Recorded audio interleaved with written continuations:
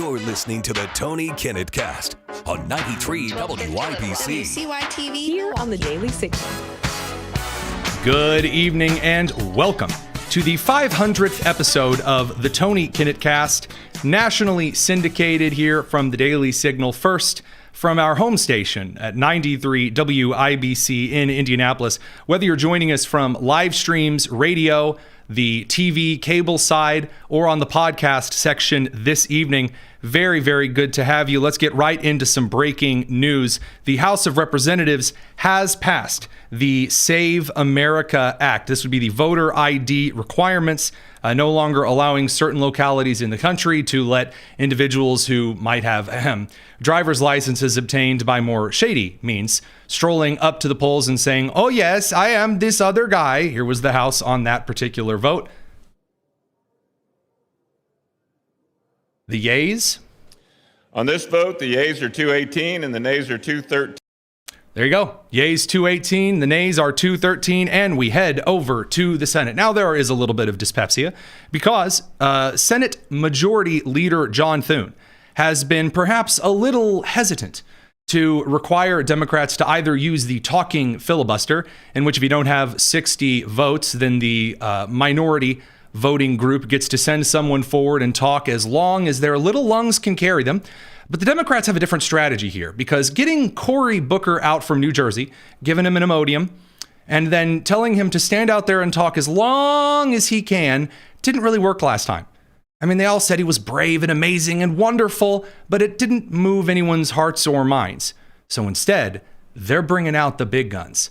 That's right. They are now telling Democrat women that they are stupid. Yep.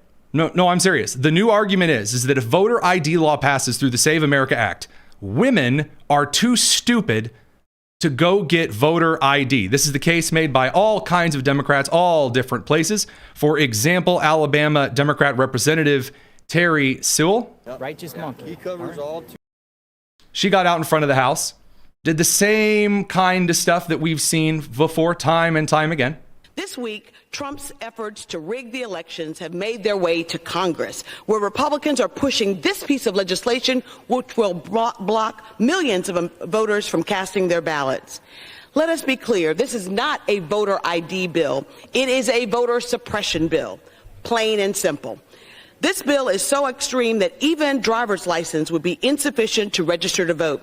Instead, Americans would be required to present their birth certificate or their passport. The reality is that half of Americans do not have a passport. Yeah, you can go get one. It's not that difficult.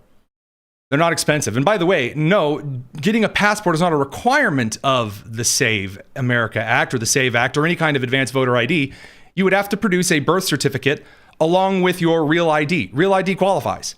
You know, the fancy little yellow star sticker that we have? Yeah, that would, again, drastically increase voter requirements. This is something that a lot of Democrats took to the floor of the House today, again, just to say that women are too dumb if they get married to then go and bring documentation showing if they change their name to register to vote. That's the case that Representative Norma Torres of California was making. Here's who it will hurt. More than 140 million Americans don't have a passport, including Republicans, by the way. As many as 69 million women who follow the traditional practice of changing their name after marriage do not have a birth certificate that matches their legal name. Yeah, and then do you know what you do? You go to the, because by the way, you guys don't know if you know this, but the Social Security Administration doesn't like automatically snap their fingers and magically change all of your relevant data after you get married. Incredible. Believe it or not, what you have to do, all right, hear me out. You have to go before the Social Security Administration. You have to provide them evidence, information that you are now who you claim to be. I am this person. I've changed my name. And then they update the info. That's it. And there is not one documented case on the record anywhere in the United States in a federal election of a lady being turned away who provided documentation. Hey, changed my name, got married. It's not like it's a new practice. But it's not just random members of the House. The House Minority Whip, Catherine Clark of Massachusetts, tried the same rigmarole. They're trying to to say this is a voter ID bill? That's not what's happening here. It is. Let's just look at a typical mom. You guys. Oh, a typical mom. Here we go. Let's get out there and call women stupid is a wild strategy. It's a wild strategy. Because you're calling women stupid in two ways here. First of all, you are telling women that they are too stupid to do the thing that all women do after they get married. And you have to contact the Social Security Administration about your name change. I know because I watched my wife do it. I was with her when we were talking about this and began talking about it, by the way, on our honeymoon. Additionally, suggesting that women would be too stupid to know that they might have to bring some type of proof that their name has changed, like bringing the birth certificate. If the guy's going to go, hey, wait a minute here. These two names are different. You go, yeah, I got married. What's he gonna say? Nuh-uh. He's not going to start singing, put a ring on it. It's ridiculous. Must know some working mothers. The ones that I hear from across my district and across this country, they are struggling. Here's the next big, this is, here we go. Well, the real problem is that not only are they really too stupid to go out and get an ID, they're too stupid to manage their time. They're so busy. They could never go get an ID. I mean, everyone knows that the Democrat idea of what a woman is when it comes to legislation is a lady that has 14 different children to a bunch of different dads. They're working 15 and a half part-time jobs. They're driving a Model T Ford, which back right tire is actually an Olympics snow ski.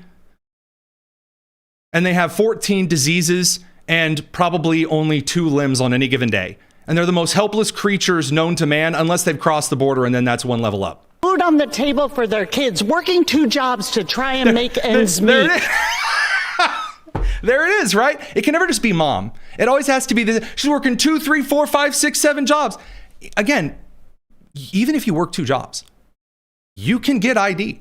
Believe it or not, a lot of places that you have to drive to make those 2 jobs happen, you kind of need ID in order to drive your vehicle. So this is what they're pushing out here. It's wild. It's very, very unpopular as an opinion. And the dudes are getting involved too. So you have Senator Alex Padilla, who's really upset no one's paying attention to him anymore since he tried to rush Kristi Noem and got tackled because he wasn't wearing any identification. And so he strutted out and did his big routine. The real agenda here is to exploit immigrants in their desire to rig the election this November and hold on to power. So wait a minute. I'm a little confused. I was told a few minutes ago that Republican women were also going to be like super duper disenfranchised or whatever. And so this was really bad. Now you're just saying that it's a Republican tactic to repress voters, which means we're extending this back out to the black people can't get ID, poor people can't get ID argument. It's just really, really weak. And it's rather embarrassing. That's what it's about for Republicans. So, we got to stand up for it. Stand up to it. It sounds like you're not willing to negotiate on voter ID. Senator, I do want to ask you one. Go ahead. Voter ID is a solution in search of a problem because the truth. Oh, it's a solution in search of a problem. Oh, that's why. I mean, cases of rape are just so rare. Do we really even need any laws saying, don't rape people? Because, I mean, it's really a solution in search of a problem. I mean, most people who get involved in some type of sexual assault in a lawless society are usually greeted upon by reprisal vigilante justice. So do we even really need that? Stupid. It is a stupid thing to take the position of. When it's not just an 80-20 issue, it's a 90-10 issue. Now, believe it or not, Democrat Representative Delia Ramirez, who's a few bricks short of a ceiling fan, sorry, mixed metaphors are kind of a thing I'm fond of. Democrat Representative Delia Ramirez, the newest, freshest face on the left, she's not just going for the lady card. She's bringing it all down to the number one issue for Democrats, white supremacy. The kind that apparently hunts down Jussie Smollett in Chicago. Here you go. Look, as I hear my colleagues on the other side of the aisle, what I hear is the same racist, misogynistic trash. Ah, yes. You need an ID. Oh, so racist, so misogynistic, incredible. Radio crew, we got to send you off to the commercial land. We're going to continue on the live stream and learn about our apparent white supremacy, misogyny goodness. I guess. It's the Tony Kinnett Cast here on the Daily Signal. Look with the authority that she's standing. I am here doing the hands. Racism, misogyny, homophobia, photosynthesis. I'm using the words. It's exciting. Different decade. Republicans are invoking historical policies intended, let's be clear, to disenfranchise Americans, especially working people. Oh, working people. Ah, yes. Of course, I know so many people who work 18 hours a day, and they are then carted in locked vehicles from their 8.5 jobs to their shelter. And then they are picked up by the truant officer in the morning, and they are told, no, you can't go and get ID. Stop it. Yes. I enjoy these little imaginary situations. Exciting stuff. You know, really, really cool. Good times. You know, again, thrilling to see. Now, from the other side of the aisle here, of course, Speaker Mike Johnson has made it clear the House is just going to keep passing any kind of voter ID law necessary because it's incredibly popular until the Senate decides to pick it up and do something with it. They don't have any logical answer. You've drawn the obvious conclusion. They want illegals to vote. That's why they opened the border wide for 4 years under Biden and Harris and allowed in all these dangerous people. It was a means to an end. The end is maintaining their own power. Their policies are so unpopular. They are refuted and repudiated at the ballot boxes over and over. And so they feel like they've got to cheat. Frankly, that's it. They've got to allow illegals to participate in elections so that they can continue to win. Now, you used to see a lot of articles that came out and would say, oh, how dare this, such divisive rhetoric from the right. You're not seeing that anymore because, again, the left is proclaiming that this is going to be dressing up America's women in red robes and leading them around like slaved cattle, and because women are too dumb to get voter ID. Now, this did, in fact, boil down to the conversation regarding immigration, which for just a brief second, Democrats had a little bit of momentum on because of Minneapolis. For just a brief moment, they had some political capital, and they have blown it on fighting the voter ID acts, the Save Act, Save America Act, which has now passed the House. And this comes down to, in particular, the consistent data which is provided on illegal immigrant activity, crimes committed, and Democrat administration's interactions with Immigration Customs Enforcement, the Department of Homeland Security, the Department of Justice. This came to a head for a brief shining moment where we got some actual answers in the Department of Justice Committee Pam Bondi hearing today, in which Representative Brad Knott of North Carolina got a sliver of a moment amidst all of the yelling and the catfights, which we'll talk about in a second, to ask Bondi about illegal immigrant activity in various cities that have sanctuary policies that make it easier to vote illegally, for instance. I hear a lot of talk from the other side about victims of violent crimes, sex crimes, murders, whatever it may be. But I want to be very clear. Illegal aliens who have been arrested for committing some of the most heinous crimes, they have been released by sanctuary cities, by sanctuary states, rather than being turned over to the federal government for deportation. Isn't that correct? It is, and it's sad for all Americans that any jurisdiction would do that. These are some of the most violent criminals I think we've all seen. Now, again, this is something that Americans understand. It's not some super magical surprise that knocks people off of their feet. It's not something that's overtly complicated. If you are explaining, you're losing. That is a typical rule in politics that continues to be reaffirmed as true time and time again. And this is the part that's really rough. Every time Democrats come out and argue against voter ID, they always do this in the exact same order. So first they'll say, oh, it's really bad for the poor people. And then that doesn't work because no one believes them. So then they play the race card. And for a few days, all of the tweets and posts and op-eds and little selfie videos, which we'll get to, say, oh, it's all super racist. It's going to hurt all of the black people. And then that's followed up with the sexism argument. And that comes down to Pam Bondi. We're going to get to it. We got to bring the radio crew back from commercial. Big show tonight. It's the Tony Kinnett Cast. Don't go anywhere.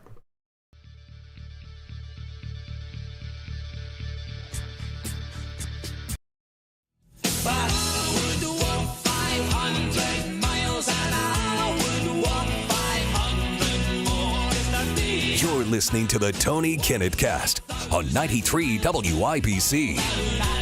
Yeah? The 500 miles? Yeah? 500th episode? Oh, okay. You may not be impressed, but that's really the only 500 thing that I could think of other than, I don't know, something from the Daytona 500. So welcome back to the Tony Kinnett Cast. We've got a lot to tackle this evening, mainly that committees are the biggest waste of time on planet Earth. So there was an idea that people were kept apart from these important congressional committees in the House and the Senate. They would bring people in, they do all these investigations and all of these deep, important questions, but there was no audio or video from it.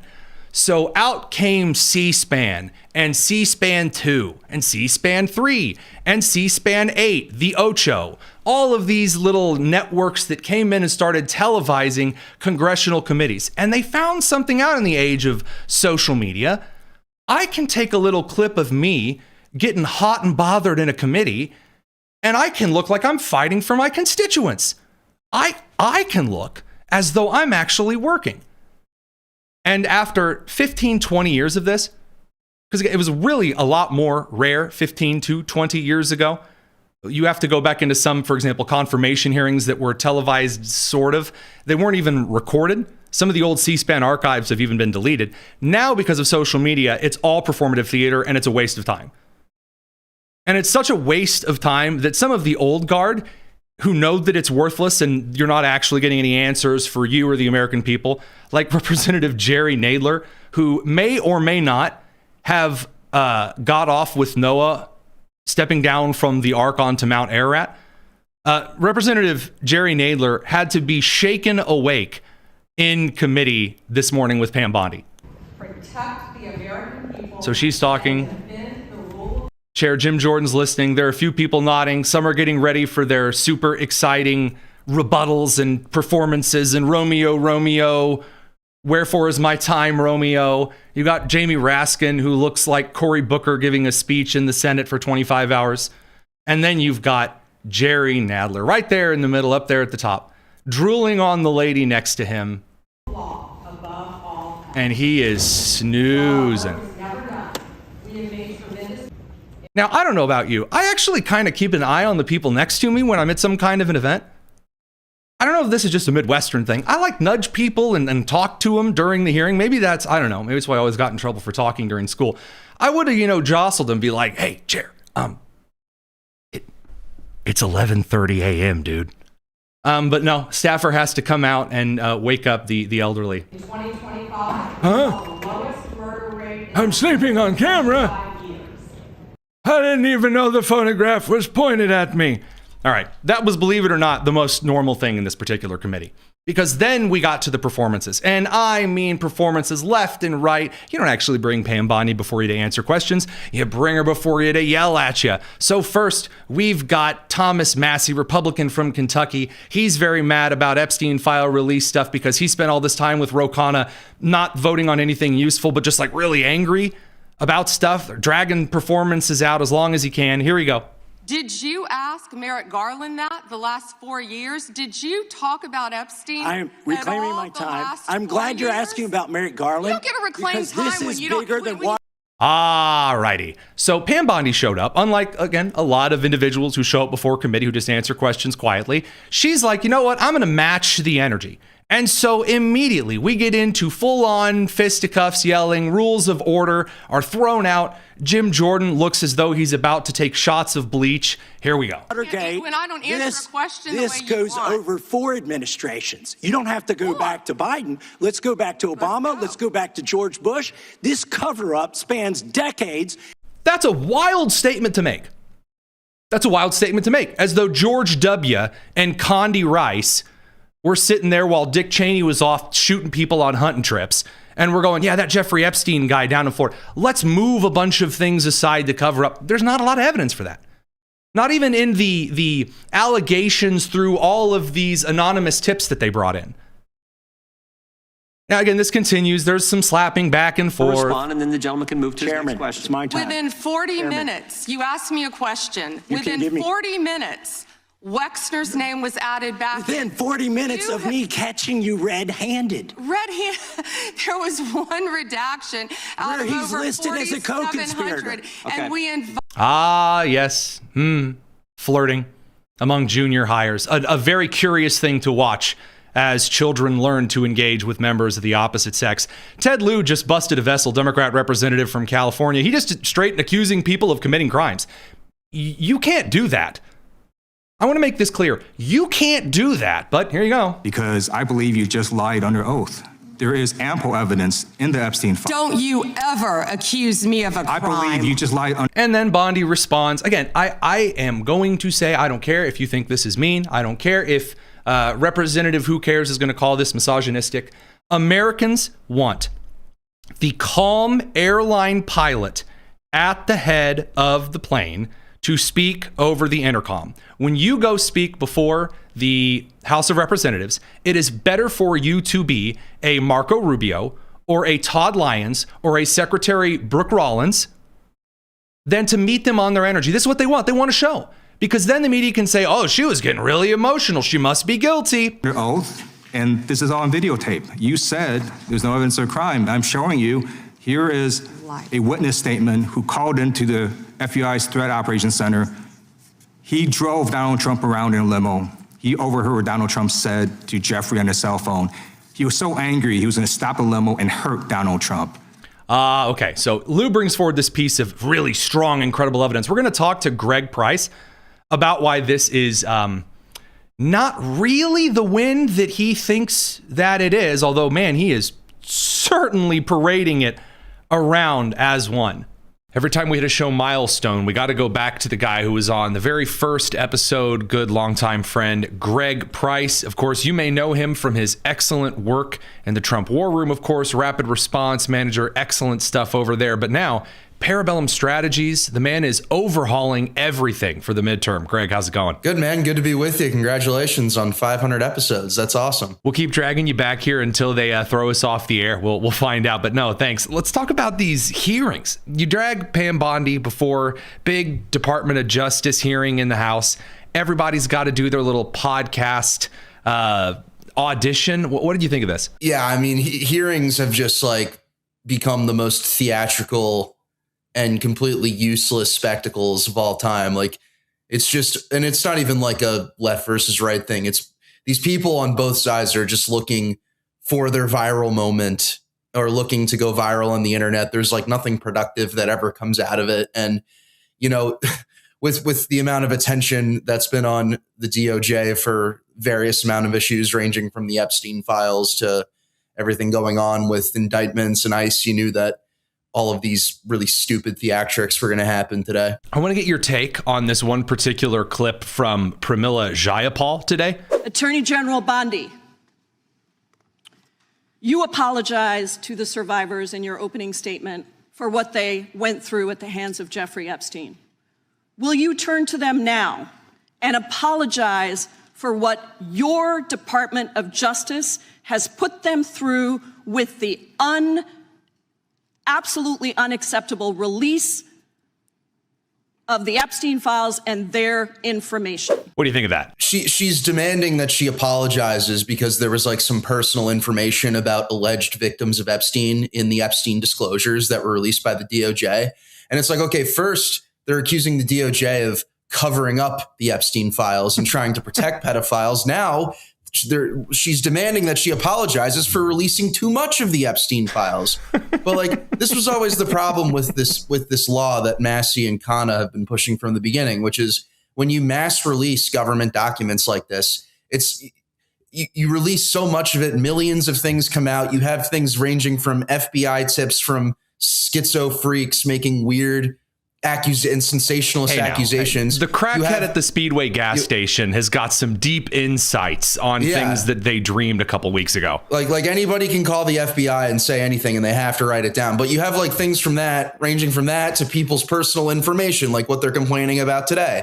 And so this was always the problem with this law from the beginning, that so much was going to be released that it just becomes impossible to tell what's real and what isn't anymore. So you posted this, I think, back in December. That Ted Lieu, representative from California, he's sitting next to Pramila while she's yelling about the soup that she ordered to Pam Bondi. He gets out there and displays this sensationalist FBI tip that came out a week before the 2020 election from an alleged limo driver who claimed he overheard President Trump talking about abusing young girls with Epstein back in 1995. He then cut a little something off of the tip below it that may question some of the credibility. Tell us about this. Yeah, it was just, again, it's somebody calling, it's a random person calling the FBI and saying stuff. And he makes all of these crazy accusations about how, like, he overheard Trump in a limo talking about things he was doing with Epstein, and that somebody, some other like victim committed suicide or something. And then the tip goes on to end with accusing Hillary Clinton of doing the Oklahoma City bombing. And so Ted Lieu must have missed that part, I guess. But this is now the very serious things that members of Congress are reading into the congressional record, apparently. And this is what I want to dive into regarding social media, because you and I, we look at how people take certain tweets, certain posts right after an event is going on. You got to get out there at the social media. You got to get on a good face. You don't want to make any missteps. Don't want to step on any landmines. I don't know who's running the Democrat account. You probably do with your wide-reaching connections and your experience in this. They are taking like Epstein hates Donald Trump, and they are flipping that around to go, hey, you know what's really bad? Epstein hated Donald Trump. And they pass it off like that's some kind of a dunk. I don't know, they've done that like 4 times now. Can you imagine how quickly you would have been canned if you tried to pass off something really good as like the worst thing in the world?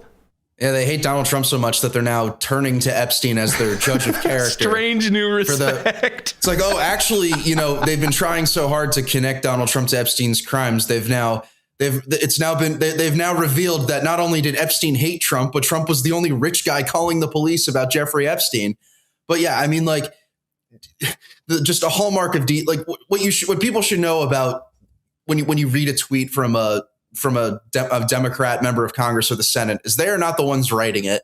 It's some random person in their 20s who, and I'm just amazed at, like, it's hard to find good digital people in general, no matter what side of the aisle you're on. But it never ceases to amaze me just how stupid and untalented the people who do digital for Democrat members of Congress are. I mean, you got to pair them up next to some of these, you know, writers, or should I say former writers over from like the Washington Post, or of course, outlets over like Axios saying, despite Trump's clampdown on crime has gone down in major cities. They don't read these things before they post them, or if they do, I don't know if it's just disingenuous and stupid, or if it's just so malicious it's embarrassing, like comic villain. Well, even when there's good news, they try to make it seem like bad news. But with things like, you know, one of the largest drops in murder rates in the history of our country, it's really hard to turn that into bad news. And then when they try, they end up with an egg on their face in the case of Axios like that. But yes, it's not hard to put 2 and 2 together of why the murder rate is dropping in this country. We have a federal administration again that actually believes in law and order. Again, crazy concepts, but it is good to see things continually being done. Greg Price, Parabellum Strategies, the mastermind behind not embarrassing yourself on social media. That's right, the man who defines that common sense himself. Always good to check in with you. Thanks for coming back for the 500th. Thank you, Tony. Congrats again. All right, now let's talk a little bit more about the Bondi stuff. Ted Lieu has come out since he alleged, again, that there's all of this new, incredible evidence that gets Trump. Again, the same testimony where they're like, Hillary Clinton did the Oklahoma City bombing and Bigfoot tap dances. He's now come out to say, I knew what I was doing, and I'm always right. Congressman, what's your reaction to Pam Bondi and her testimony so far in the hearing? Pam Bondi lied under oath. She said there was no evidence of wrongdoing in the Epstein files of Donald Trump. That's just a lie. There's multiple documents that show wrongdoing by Donald Trump. By the way, it is worth pointing out that even other than Media's Touch, which is just some little left-wing social media posting group, that there are a few left-wing outlets, major ones, the New York Times, Washington Post, all the way over to for like tech outlets like Wired, through the mainstream like CNN, MS Now, that have said, yeah, there's no evidence that Trump has actually done anything here. Again, there are things that are very much worth taking a look at.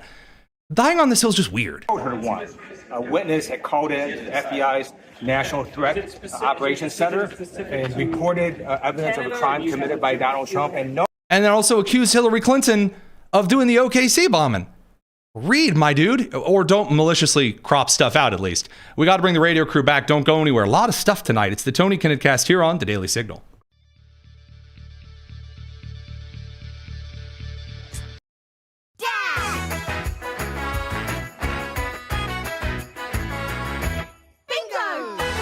It's the Tony Kinnett Cast with special guest Rob Bluey.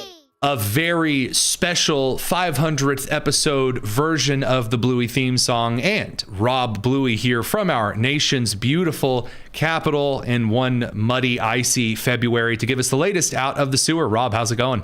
I'm doing well. Congratulations, Tony. 500 shows. It's quite a milestone. We're proud of you and glad to be working with you on a daily basis to bring this great material to our audience. So well done, sir. Thank you very much. Speaking of well done, those jobs numbers. Yeah. My goodness, what a slam. Tell us all about it. Absolutely. So this is one of the things that you and I feel like been talking about for weeks, if not months, right? Let's have some patience. Let them cook.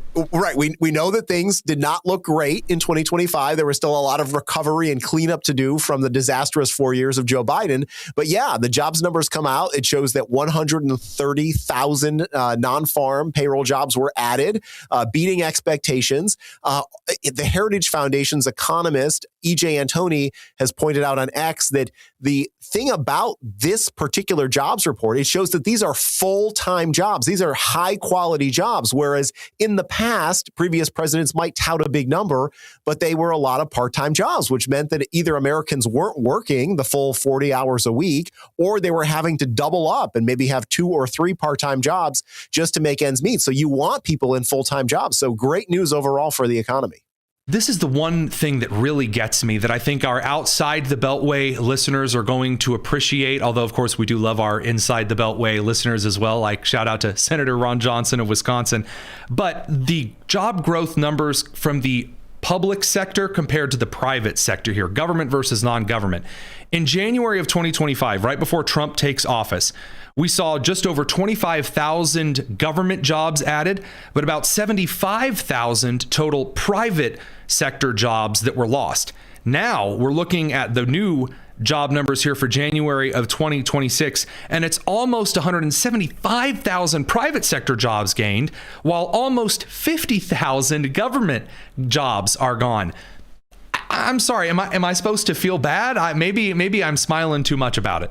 Well, I don't want to give you or your team too much work, but you should put some of those charts on the screen so the audience can see the dramatic decline under President Trump when it comes to jobs. And in fact, I think some of that can be obviously attributable to DOGE and the efforts to trim and make the government more efficient. That's a good thing.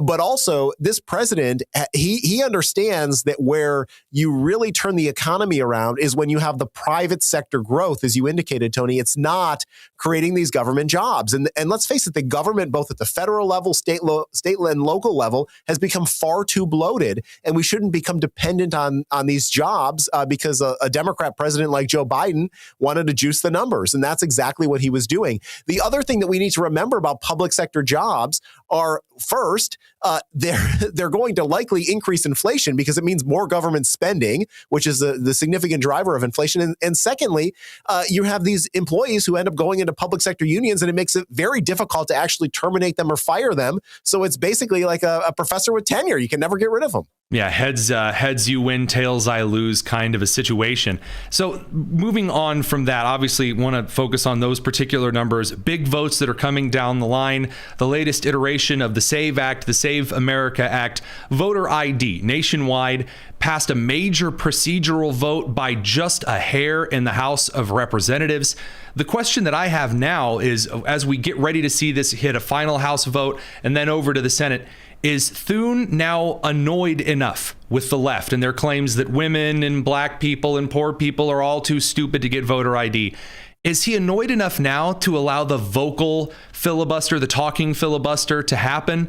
Watch Cory Booker yell for a while, or what do you think? I hope he does. If you, the performance of the Democrats in the House today was so embarrassing to hear them try to argue against this 80-20 issue. 80% of Americans, and I think over 70% of Democrats, support voter ID and the provisions that are in the Save America Act. To hear these Democrats line up and try to make a case against this, I think just shows how out of step they are with the broader American people, particularly those who are probably going to decide the outcome of the 2026 midterm election. So I think that John Thune would be wise to give the microphone to Cory Booker, let him go on his soapbox and talk about why this is such a terrible bill. And the American people will just be shaking their heads and realizing that he's sounding like a fool, because it's just common sense to have an ID when you go to vote. So I think two things are kind of interesting here, built on what it is that you say. First of all, Americans realizing, we're seeing more and more Americans that are paying attention over the long term, the last 2 to 3 years. This is something we've covered over at the Daily Signal. Americans paying attention to, for example, the prior claims made by Chuck Schumer that it's Jim Crow 2.0. It's like the 13th time he's made that claim in the last couple of years. But this idea of the more moderate Republicans getting annoyed after being poked repeatedly by the most outlandish things suggested, because Trump's a boisterous guy. He gets out there, he says some things that are, they're rather, they're out there, they're forceful. All right. He gets out there and says, what he says he means. These moderate Republicans who may not like that, like Chief Justice John Roberts, for example, he's more annoyed by the insanity from the far left, where he finally says, you know what, fine, I'm ruling with Trump. I think we could see Thune finally say, you know what, fine, let's bring it up. I think you're right. I don't know. I can't get in John Thune's mind and tell you exactly what he's thinking. I think basically he has the two options. He can bring this up under the status quo, the way they normally do things. He'll probably pick up maybe 2 or 3, maybe more Democrats, but it'll fall short of the 60 that he needs. He'll get to go back to the conservative base and say, hey, I gave you a vote. You asked for a vote. I gave you a vote. It failed. There's nothing more I can do. Or what you're talking about, yes, he can invoke the two-speech rule. He can make sure that Democrats hold the floor. And when they tire, Republicans need to have the stamina here now to carry this out through the end. When the Democrats get tired of talking about this, or they realize what a political loser it is, Thune could actually prevail, and this could find its way to President Trump's desk. You know what? We'll send in the donuts and coffee to the Senate like they always do. They can bring their Dunkin'. We'll send over some Jacks from Indiana. We'll have us a good time. Rob Bluey, president of the Daily Signal. Thanks for giving us a bit of insight from the wonderful sewer of Washington, D.C. Thanks, Tony. It's great to see you. And congrats again on number 500. All right, let's talk just briefly about some of the other news that is hitting before we get to some of the rest of the committee hearing stuff and some of the cultural things. First of all, on this job numbers, the media reaction to this is one of stunned excitement. Perhaps would be the right way to put it. I'm not sure that I've ever seen reactions like this over on CNBC. On-farm payrolls for January coming in twice expectations at 130,000, 130K. That would be the juiciest going back to April of last year when it was 158. Now, the way the man said juiciest, it sounds as though he bit into a Georgia peach in the summertime. Those are some good looking numbers, and they're going to have to be, because as we look ahead to tax season, that's when Americans are going to start forming their opinions about the midterm. The polling right now, as David Marcus over at Fox points out, good friend of the show, excellent columnist. The polling numbers, at least, for example, Rasmussen points out, voters, at least 44% of Republicans think that Republicans are going to keep control of the House. Democrats, 40% likely to retain control of the House. The polls are everywhere. They're just everywhere. They're up, down, Republicans, Democrats. It's too early to tell, but there is one tried and true piece of information regarding midterms. The party that is the cockiest, that is the most arrogant, the we have this in the bag crowd heading into the midterms is going to get spanked like an awful child throwing a fit at Walmart. And they deserve to be, because hubris is, at essence, the greatest issue in American politics, the hubris of the individual, not for the country. Radio crew, we're going to send you over to the commercial break and talk about those on the live stream that are testing the national pride of the country. It's the Tony Kinnett Cast here on the Daily Signal. This morning, I had a wonderful privilege of waking up to a slightly different ringtone that I don't normally wake up to. And that was to provide notice to me of a NOTAM, N-O-T-A-M. So a NOTAM, a notice to air mission, is a specific kind of alert that is sent out from the Federal Aviation Administration and the Department of War, notifying the broader part of the country, media starting to pick up on it, that the entire El Paso airspace, so the El Paso airport and the surrounding airspace, was not just temporarily closed.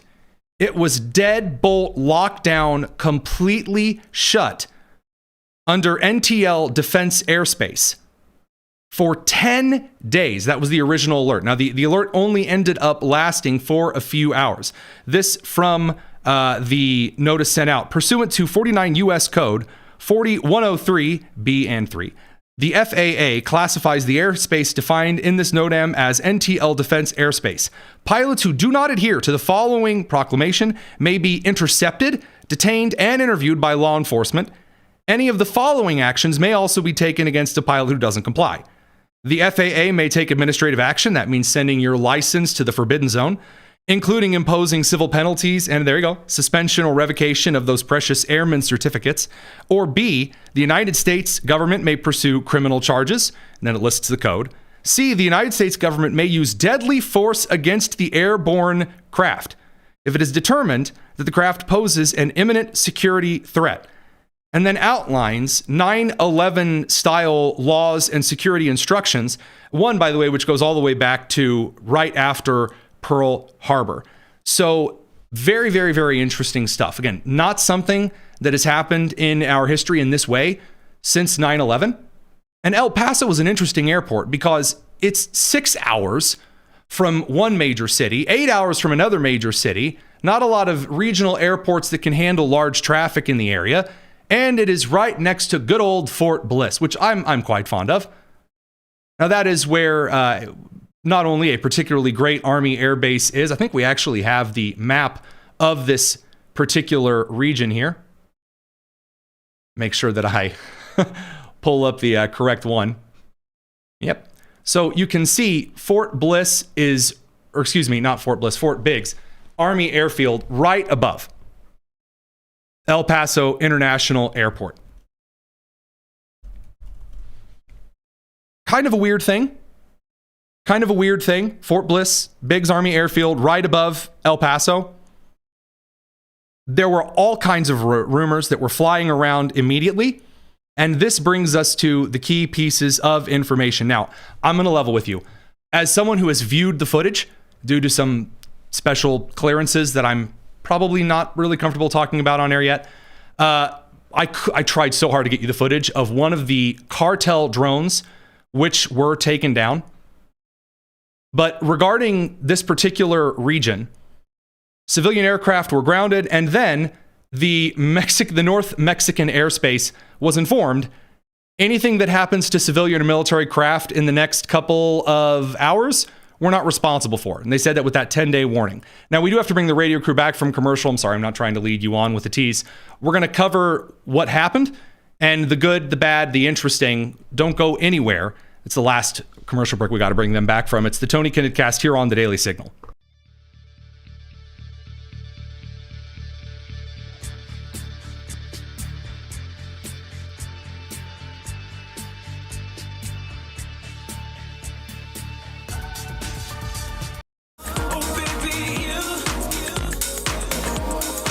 This is the Tony Kinnett Cast on 93 WIBC. Lots of news to cover. We'll talk about some of the updates on ICE data in just a couple of minutes. Of course, Pam Bondi's hearing to get to a lot of other cultural stuff happening, the situation regarding the transgender shooter in Canada. But the situation regarding the United States via the phenomenal crew over at Fort Bliss, of course, Biggs Army Airfield, taking down 2 cartel drones that were operating in United States airspace.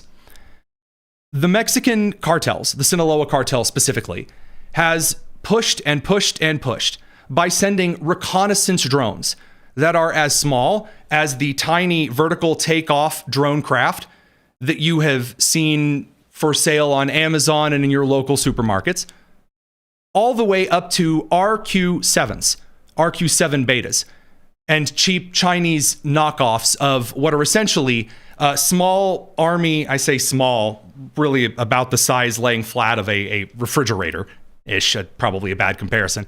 RQ-7 reconnaissance drones bought off Chinese copycat aftermarkets. To fly, not to intercept American craft, not, for example, to strap an explosive device on, although certainly that could be a possibility. They have used those drones to assess the movements of U.S. Border Patrol, Immigration Customs Enforcement, National Guardsmen, and active Army and Army reserves on the border. Now, the Chinese have been practicing little bits and pieces of this for ages. There is a lot of suspicion in the State Department that the communist Chinese government is giving direct intelligence on drone operation and flight techniques and maneuvers to the cartels. At least some of the pattern tracking that we have analyzed, kind of like how the drones have moved, have shown to be concurrent, similar to how Chinese drone operations appear to be engaging in training exercises in the field. I think I'm allowed to say that on air. At least in this particular instance, the drones were taken down in two ways. So first of all, one of the electronic countermeasures was deployed and essentially fired a very nice laser to fry the drone. Now, I'm going to level with you. This ain't Star Wars. Although it is somewhat close to Reagan's Star Wars initiative. There are two purposes to an energy weapon. The first purpose to an energy weapon is not to melt the craft. It is to interfere very heavily with the communication to the drone. So the weakest part of a drone is not actually the physical craft. The weakest part of any drone, including pre-programmed quote-unquote suicide drones, are the communication and reckoning systems inside the drone that have to communicate either with some type of reckoning information to say, hey, here's where I am, here's how to avoid countermeasures per se, birds even.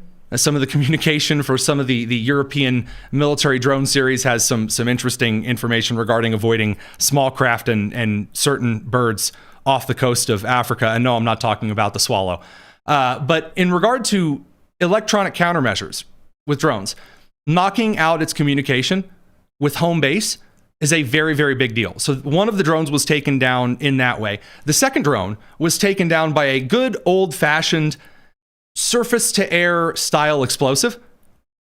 That's what I asked for a recording of and was told no. I'm sorry. It exists. It's really, really cool. The United States does not suffer from the same fears that the Russian and the Ukrainians and the Chinese do. Our countermeasures for drones, this is something that I explicitly asked Secretary of the Navy Phelan in Fort Wayne a couple of weeks ago. The United States Air Force, Navy, and Army, especially the crew down at Fort Bliss, also over at Lackland, is doing phenomenal work in drone countermeasures. What you know about, I can say this, what you know about is like 20, 30, 40 years old at this point. We've got some truly cool things, and the United States and the Department of War are doing some excellent stuff. And the United States is, in fact, on the hop. You say, well, why did they issue a 10-day warning and then release the alert a couple of hours later? Well, the answer is because the last time that we shot at a particular suspected craft, it appeared to be a party balloon.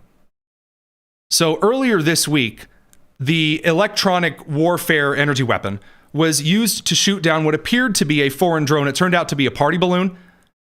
And this time, the FAA didn't screw around, basically said, hey, well, if you misidentified a drone and ended up being a balloon, what happens if you end up frying a Piper Cub or perhaps a Cessna in the air? That's going to look really, really, really bad. So they issued an air blockage. Everyone land right now. Nobody in the sky.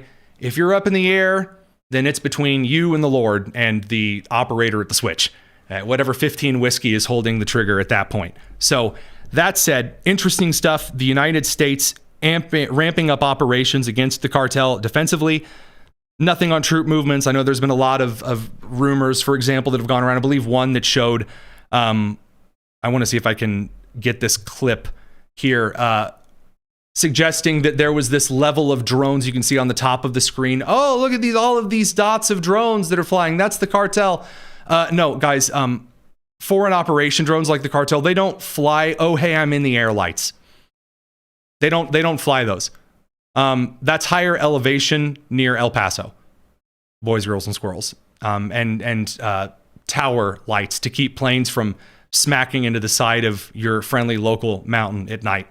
So that aside, we'll move to some of the other big news, that being the shooting, the Tumbler Ridge shooting in Canada has not only now been identified, 35 who were shot, 10 who were killed, has now been confirmed by the police as a 17-year-old trans-identifying individual, a male by the name of Jesse Van Root-Salar.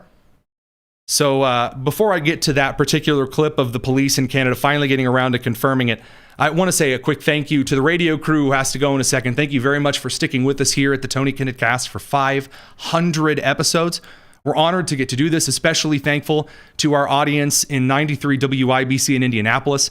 Thank you guys very much for giving us our start. We're going to continue on the live stream for a good while. We got all kinds of news to cover. I'm not tired, at least not yet.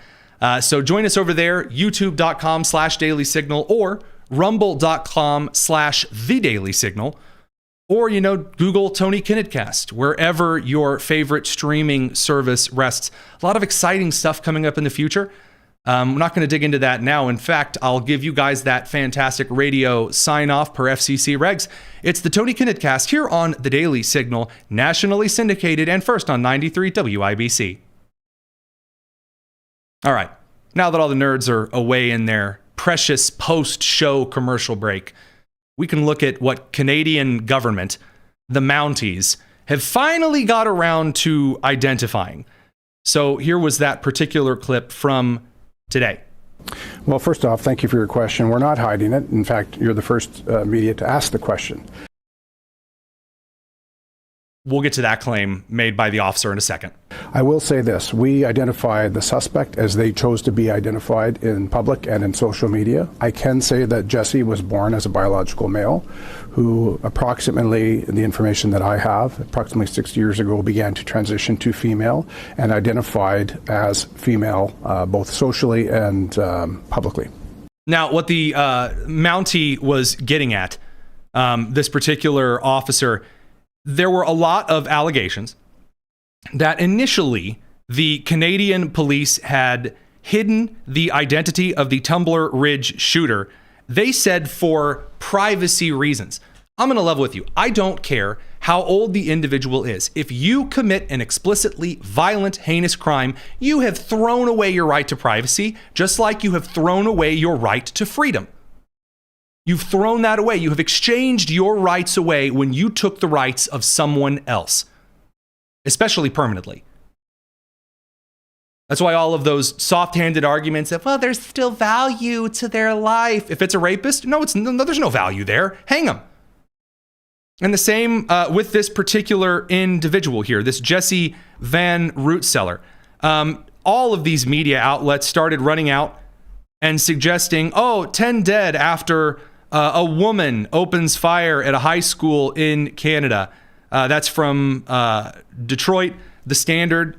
9 killed by female. NPR, a woman police believed to be the shooter was also killed. Modern Diplomacy, the St. Albert Gazette, People, Yahoo News, Bulletin. Several outlets have latched on to the idea, hey, here you go, female school shooter here. Now, as a side note, I do want to point out, there are not a lot of female school shooters, very, very, very, very, very few of them. But the two most recent ones in a very long time have both been trans. So we do have some of the clip information. This is provided to us from our friend, independent reporter Nick Sordor. You can see the guy practicing some firearms. We'll play that again here. He was on a particular subreddit for transgenderism, saying, how do I stop comparing myself to fictional characters?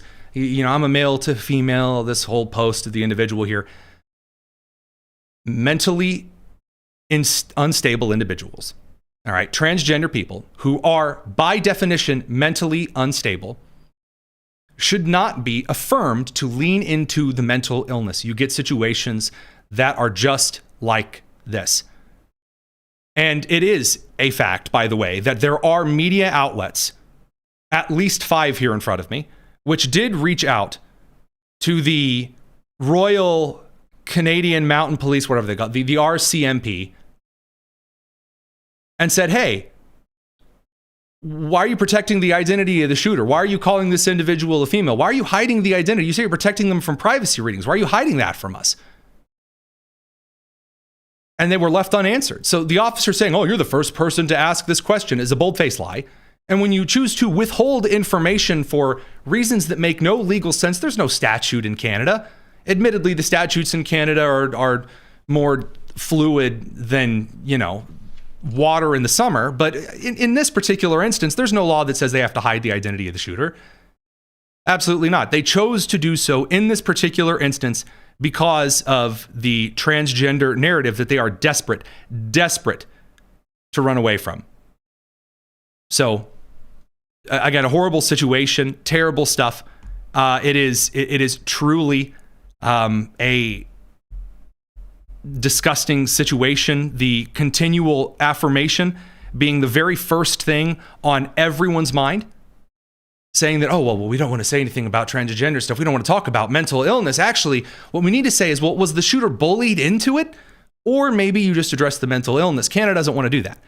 Canada says absolutely not. You might offend some leftist middle-aged woman. And that, of course, is the ultimate thing that you want to be afraid of. And again, that's, of course, what the Democrats here in this country are continually trying to press. Now, for the bonus tonus section, I want to dive back a little bit into this hearing today with Pam Bondi. There is a particular photo that is going around, getting a lot of traction, is a very damning, super incredible photo. One that will live on forever, I'm being told. And this photo is Attorney General Pam Bondi, who is sitting at the witness or the hearing desk. And then behind are the alleged Epstein survivors who stood up at the prompting of one of the committee members, and they raised their hands and they looked at her. And the committee member said, look at them, look at it. Look at them. Won't you look them in the eyes? Again, because they're making the case that she and she alone is responsible for all of these evils. And I find this really, really gross. No, not Pam Bondi here. I have my gripes with Pam Bondi. This ain't one of them. Part of the theater, because it's all theater, of these particular committees is saying, look, there are Capitol police officers behind them. Won't you look at them? Won't you look at them? Because if you turn and look at them, then that's an admission of guilt. It's all theater. And by the way, as Greg Price points out earlier, any one of these women and the dude standing at any time can go file a police report detailing all of the crimes that were allegedly committed against them by Epstein's alleged clients. There is no statute of limitations on that. They can also, at any point, just name the names of people who allegedly victimized them. They can't be sued for defamation. They can come right out and say it, and none of them do. Instead, they're parading around the Capitol as a political show against the Attorney General, who, unlike the last one, is presiding over a Department of Justice that is releasing millions of documents about Epstein. Now, do I like the way the documents have been rolled out? Nope, absolutely not. As we talked about with Greg Price, Pramila Jayapal getting out in front of the country and saying, how could you just release all of these files? Right after a couple of months ago saying, you need to release all these files. Trying to have it both ways and doing a lot of performative nonsense did frustrate Bondi, I will say. She did come back later and gripe at the rest of the committee. Do I think it showed a lot of excellence from her? I don't know. You'll have to decide for yourself. Here's Bondi complaining later at the committee. Have you apologized to President Trump? Have you apologized to President Trump, all of you who participated in those impeachment hearings against Donald Trump? You all should be apologizing. You sit here and you attack the president, and I am not going to have it. I'm not going to put up with it. I'm sorry. I don't care if you're on the left. I don't care if you're on the right. Pearls. I do not care for how dare you language. I don't. And by the way, I agree with her. Democrats like Ted Lieu, like many others, have gotten out ahead of their skis and said a lot of things that, according to the documents and the files that we now have, show the president was not involved in. Nothing that we have yet. And those 6 names, totally one of them was going to be Trump. Turned out to be a bunch of billionaires that, I'm going to be honest with you, I've never heard of. Now, I don't have like the trading cards for billionaires. I'll trade you your Xanatar Bagublius for an Elon Musk. I don't know all of the names of the billionaires like Bernie Sanders and his wish list of love. But I didn't know any of them. I know Howard Lutnick is in trouble, Secretary of Commerce, because apparently he and his family stopped by the island for an hour to have lunch, and there was like some yelling from Chris Van Hollen. Okay. All right. Questions to be answered, sure. But the performative, have you apologized? That's not doing it. Who are you convincing? Who are you convincing? The conservatives that agree with you already agree with you. I already agree with you. You don't need to do the how dare you. It's all performative camera stuff. I just don't think it's effective. I do. It is far better for you to look in there like a disinterested, bored adult who is annoyed for the 800th time with hearing the tattletaling gooberishness of children and treat them as they are acting as children rather than stooping to their level.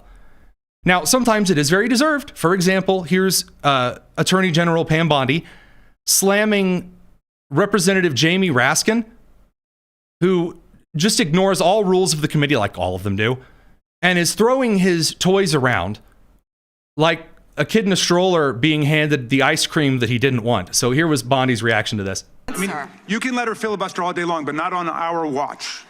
Not on my watch. I'm Super Sheriff Jamie Raskin. I'm rootin' tootin' ready for shootin'.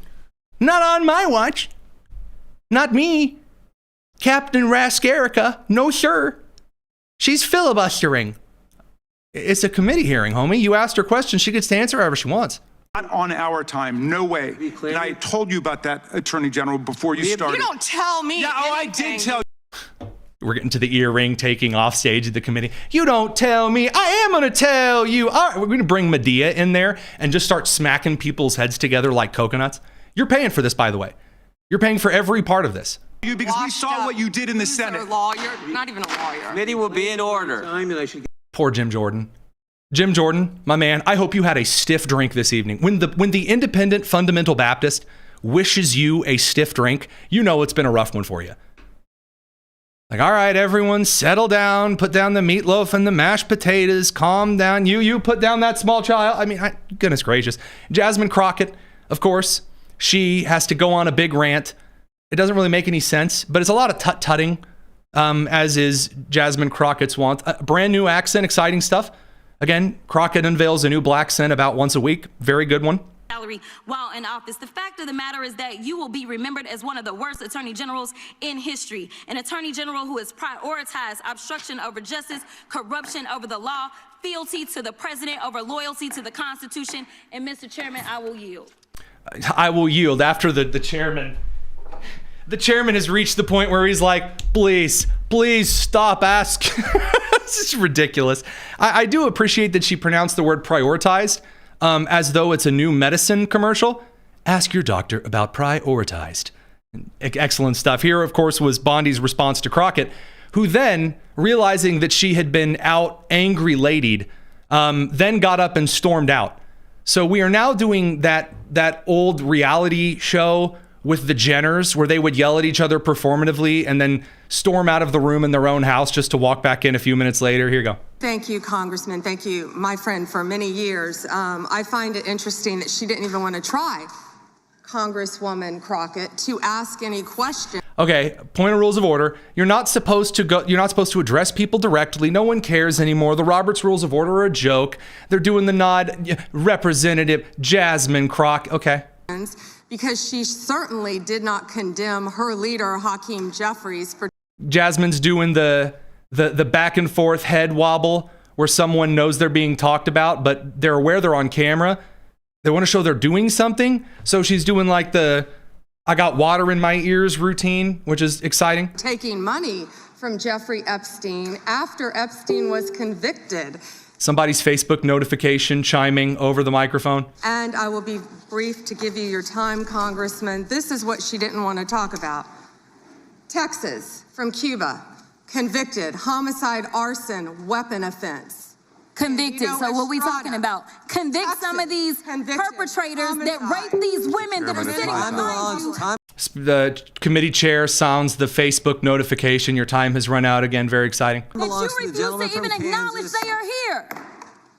Time belongs and she to the storms gentleman out from Kansas. Mr. Chairman, in her Mickey Mouse pants. can I have a few seconds back bet, to make you up bet. for the And then you have committee members going like Oliver Twist to Jim Jordan. Please, sir, can I have some more minutes?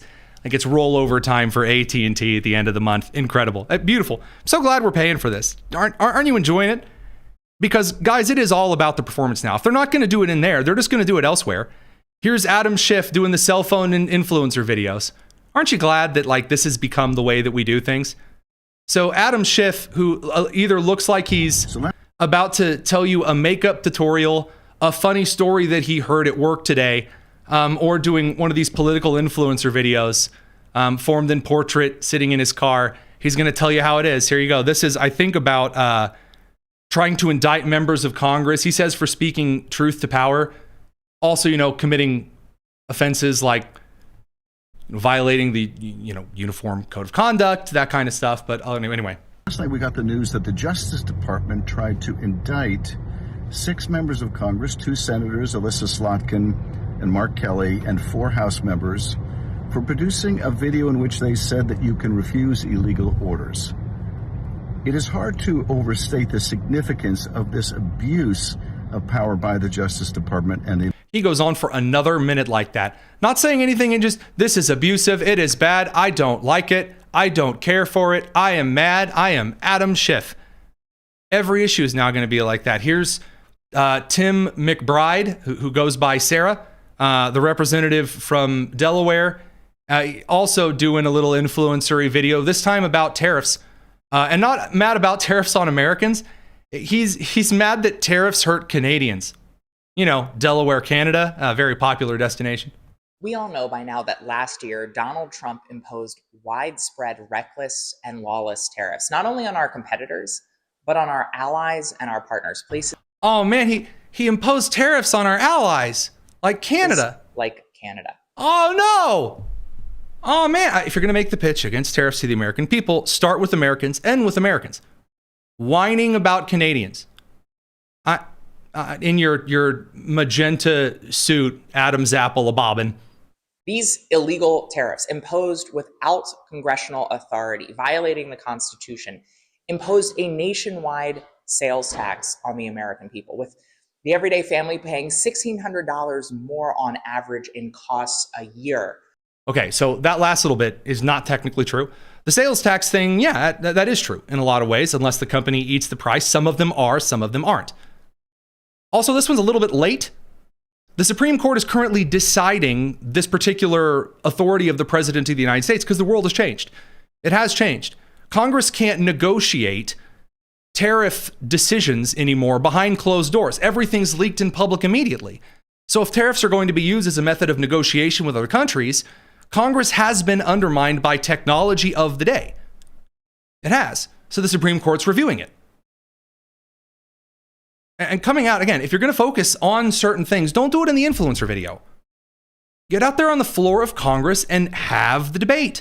Make the discussion. You can file a motion. You're a member of Congress. You don't have to do the videos that I would make walking through the hall. Hey guys, Tony Kinnett here. Notice I'm not wearing magenta or dressed like a woman. You don't have to get out there and do the video. I'll do the videos. I'm in the media. I'll do the broadcasting. You do the work that you told people you were going to run to Washington and do. Instead of, the music videos and the performative whatever from both sides of the aisle, but a lot right now because they're not the party in power from the Democrats. And it's just so silly. So I hope you're ready for an entire midterm election season that is being run by, for, and to just the influencer crowd, but who are about 5 years late to the trend. Really weird, awkward, strange for sure. But I mean, hey, I certainly don't want to get in the way of their excitement. I mean, I guess it could be, I don't know if I want to call this better or worse. It could be like it is in other parliaments where they just get into open fistfights. Here's Turkey today, I believe. Just a wild brawl opening up in Turkey in their parliament.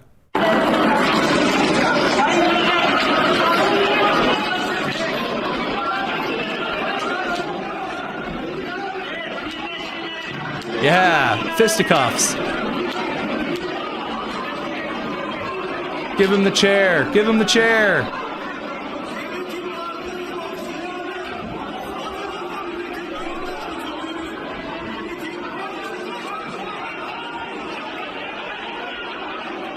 I love it.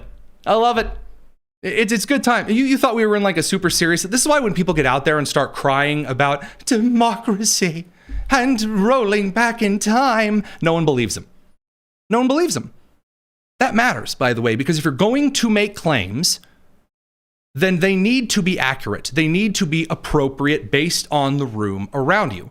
People don't respond to deep, impassioned pleas when you're off twerking, 80-year-old woman with purple hair, 15 minutes later. Rosa DeLauro, nobody believes, no one believes you. When you're out there every minute, like Shreet Danadar, or Representative Al Green impeaching Trump for his dastardly deeds, undone. Every day. You've lost the plot. People are paying attention more than they used to. People get enough Facebook during the day. They're not buying it anymore. And that's a very, very good thing. It is time for a return of the adults. Now, this should be and is being done without reverting to the let's not get too hasty crowd who would say, well, let's not break the filibuster or anything. Let us be patient and do nothing. That crowd's not welcome either. So you really are going to see an era, I believe, where some of the candidate expectations is going to revert to quality. Now, I think that Tim Burchett of Tennessee, Brandon Gill of Texas have had excellent records so far in doing precisely that. So, again, those particular things aside, I think that's some pretty good stuff. All right, a few matters of business here for the show on the 500th episode. Before I, get all weepy and extra thankful here, did want to offer a huge shout out, very kind of Zeden9493, a $50 super chat. It says happy 50th.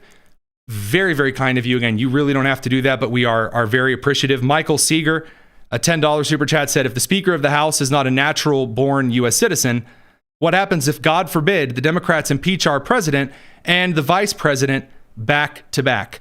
There is actually an answer for that. So the laws regarding a president of the United States being a natural born citizen, I believe the way the grammar is set up is that is to run for office and then to hold office. The House of Representatives would have to elect a new president. There are provisional councils and authorities that are set up through precedent via Congress and the Supreme Court. This was done in the election of 1876. There's a really interesting video on this from History Matters that I'd recommend over on the YouTube side of things, outlining kind of special commissions and when they're used. But no, would a foreign citizen who was elected to Congress serve as Speaker of the House? No, constitutionally not really possible. I don't know the last time that's been floated, but yeah, very, very unlikely. A very kind super chat as well, $10 super chat from, I believe, Agnes. It's one of the longest names I've ever seen and has a lot of vowels and consonants in very interesting positions. So I can't really read it, Agnes, but thank you very much for the $10 super chat. Critical Mass Systems gave a $20 super chat. Again, you guys don't have to do this. Very flattered, though. Says, congrats, Tony and Daily Signal, celebrating your 500th milestone right along with you. I discovered you just last week and am now a proud new subscriber. Here's to another 500. And then from Glenn, my favorite emoji, which is the clinking glasses emoji. Really appreciate that. And then from Crystal Raven Jones, $10 super chat. Thank you for all you do, Tony. Here's a little something for me, my husband, my 6 dogs, 9 cats, and my crested gecko. No doubt the crested gecko is the coolest out of all the listed individuals. Keep up the great work. Happy 500. Again, very, very kind of you. I will take a question from Nancy RN here. Says, question, I heard there are senator holdouts on the Save America Act, such as Murkowski, Collins, Grassley, Cornyn. Is this true, and will these rhinos hold it up? I very, very much doubt that Grassley is going to hold up against it. I think Grassley will end up voting in favor of it. Cornyn likely to as well. If Cornyn doesn't, I have to be careful because we've issued an extension to Cornyn as for an interview on the show here, because we interviewed his primary challenger, Representative Wesley Hunt, as well as Crockett and the Attorney General Paxton, I think, running in that race as well. If Cornyn voted against the Save America Act, according to the prior data that we have seen from Texas voters, I think that's an appropriate way to say it, that would be a very nice gift in a primary that is hotly contested to Wesley Hunt. That would be a very nice gift to him in a campaign fashion. So I would expect that Cornyn, recognizing that, will probably end up voting in favor of the SAVE Act. Murkowski and Collins, I think Murkowski ends up voting in favor of the Save America Act by the end of it. Collins is not needed. I think Vance would break a tie in any case here. I don't see Murkowski, Collins, Grassley, and Cornyn all voting against it, though. Grassley or Cornyn will flake, and I believe with Fetterman also likely voting in favor of it, although he's not usually one to tout just rote party rhetoric. He argues on a principles base for leftist positions, admittedly, which suck, but he's at least a little more principled and less talky pointy than, for example, Hakeem Jeffries, the Obama Will Shatner love child. So again, I don't know. You can hear me kind of, moving back and forth on it. A very kind congratulations and donation from LD77 over on Rumble. Very, very, very kind of you. So that as well. One other question, an interesting one, I would say. Tony, if drones are jammed, don't they just return home? No, they do not. So again, if a signal is lost in a drone situation, there are some models of drone which will then rely on external communications to attempt to return home. There are very few VTOL vertical takeoff models which will just say, I'll just do everything in reverse and go back home to where I was. With wind and a couple other things, that doesn't work. So you need a certain amount of some kinds of signal to return home. Now, if you're a forward motion drone like the RQ-7, very little chance you're going to be able to just return home. Additionally, there are fun electronic countermeasures that will, let's say, fry the signal or at least interrupt the signal and then issue different orders based on the model of drone that it might be, saying, hey, fly towards the ground really fast. They have that. It doesn't work all the time because, a lot of different drones are different kind of programming things, and there's a lot of different kinds of shielding and things for instruction. But yeah, things don't often just kind of fly home. Again, I am a little more careful on what I share about drone things at the request of those who allow me to continue retaining the kinds of clearances that I enjoy and get to you guys a little bit earlier on some kinds of news than a little bit otherwise. So that aside, wanted to take...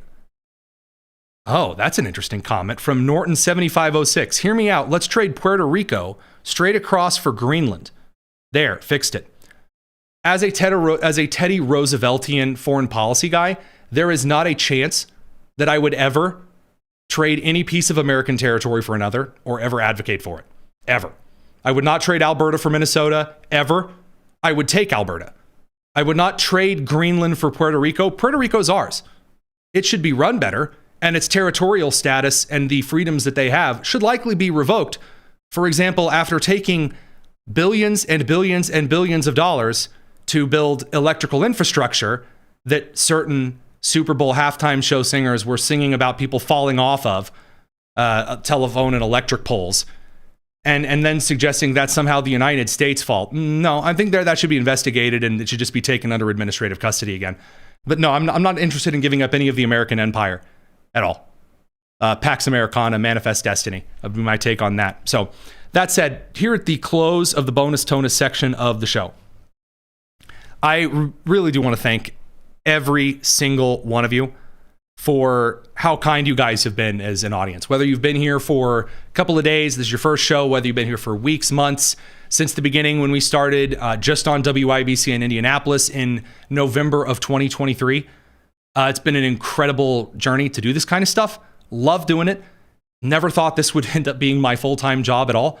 As a former teacher and administrator who hopped into this after a lovely education scandal, it's a really cool thing to get to do this kind of work and share what I hope to be more than anything, a passionately researched and aggressively transparent show. Meaning I load the clips into the show myself and try to activate them on camera by myself. A lot of my other producers do some excellent things, but if I'm the guy that has to be responsible for those clips, you won't hear me throwing random producers under the bus. Or regarding some of the information on the show itself, trying to be very honest and transparent with you guys about where we get information, what's speculation, what's reporting, where our bias is. Hopefully that makes it more trustworthy. That's the attempt anyway, because you guys can go to a bunch of people who are going to lie to you and tell you, hey, we're totally not biased. They're lying. Everyone's biased. Or they can tell you things as though they know them from on high. Certain competitors that I'm friendly with do that. Certain competitors that I truly and deeply despise do that kind of stuff. I try not to do that with y'all. And then lastly, a weird little niche that we seem to have filled, kind of the evening show. Here at 7 p.m. Eastern, we are alongside a lot of other evening news programs. And one of the reasons we do it this way is a lot of those other evening shows on network television, for example, whose numbers on some of these networks were actually starting to pass, which is all kinds of wild to me. We have the honor of writing the show basically past 4 p.m. Eastern every day. So hopefully, as you often hear me saying, this broke about a half an hour ago, we're giving you the information that we know as soon as it's going live. We rely increasingly over on our Discord, which there's a link to in the description on the YouTube and the Rumble side of things anyway. You can join there. We have a little news and updates kind of a channel where if you have some things that you think we should look at, our producers take a look at it. We'll break it live if we have to. You hear me asking producers to clarify or verify things on air because we like being up to date. Sure, you could get a network show that has to run Guthrie coverage 24 hours a day because they didn't do any planning or research to cover anything else during their evening shows. While we bring you up-to-date information, we really try not to sit on one thing too long. Now, sometimes something really does boil my blood enough and I have to sit on it for a little bit longer, and I'm sorry. I mean, we sarcastic Hoosiers do often tend to ramble, especially in the latter millennial age. But hey, we really appreciate all of you who tune in. This 500 episode streak has been incredibly humbling. You realize how fragile you are as a broadcaster and your skills that you thought you could go out there and just talk nonstop forever, and you realize your limitations. You guys have been incredibly kind about it. So a huge thank you from us, a huge thank you from me, not only to 93 WIBC, to our syndicated radio and TV partners across the country, but to my production team, to Allison over on the board at WIBC, making sure that we are connected and our wires do get hooked up to all of the other syndication partners on the radio side, at least, to producer Daniel, to producer Lou, of course, to producers Jen and Josiah. You haven't been with us for very long, but we really do appreciate having you on the team. And then, of course, to the Daily Signal, which I am proud to call my home. We're going to be back tomorrow with a little less pomp and circumstance because, it'll be 5:01, old hat by then.